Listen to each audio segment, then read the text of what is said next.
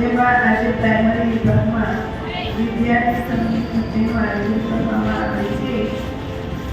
એમાં આના દ્વારા વિદ્યાર્થીઓને ખબર પડે કે જે સમિતિ, વ્યવસ્થા સમિતિ, પ્રાર્થના સમિતિ, શિસ્ત સમિતિ, સફાઈ સમિતિ, આમાં 4 ઉમેદવારો છે।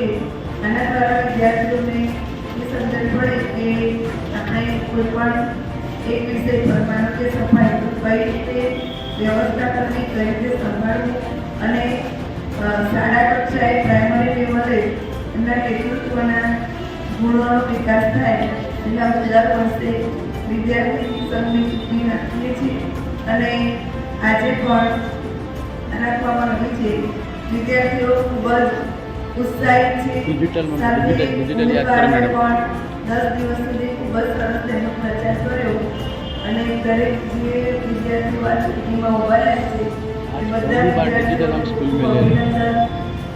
એમને પણ એટલો જ ઉત્સાહ છે, સાથે જે વોટ આપવાના છે એ વિદ્યાર્થીઓને પણ એટલો જ ઉત્સાહ છે।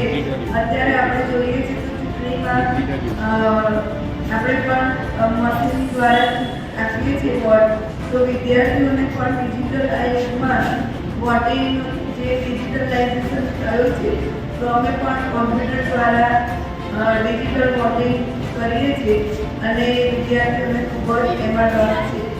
દરેક વિદ્યાર્થીઓએ ઉત્સાહપૂર્વક ભાગ લીધો છે। આશા રાખીએ છીએ કે આ જે પણ ટીમ ચૂંટાય એ શાળાનું દરેક કામગીરીને પોતાનું નિષ્ઠાપૂર્વક બજાવે અને અમારા આયોજનમાં વિદ્યાર્થી મિત્રો પણ સાથ આપે।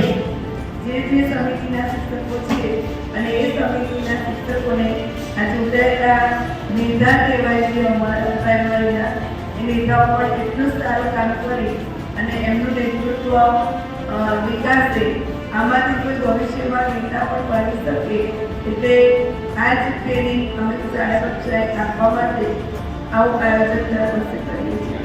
જય હિન્દ।